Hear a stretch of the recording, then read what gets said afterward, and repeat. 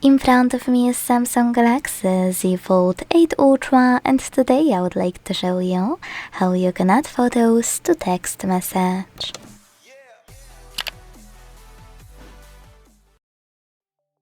Begin by launching Messages app and selecting or creating a chat.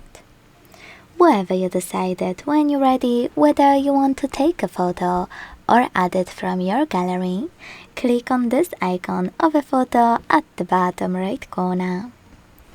Now operate camera portion of your screen. Take a pic that will be automatically added and send it. To pick already existing ones, hold this line and drag it up to access your gallery. Then tap on all photos you wanna send.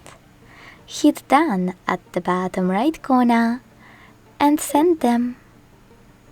Thanks so much for watching. If you enjoyed this video, leave a like, comment and subscribe. Bye!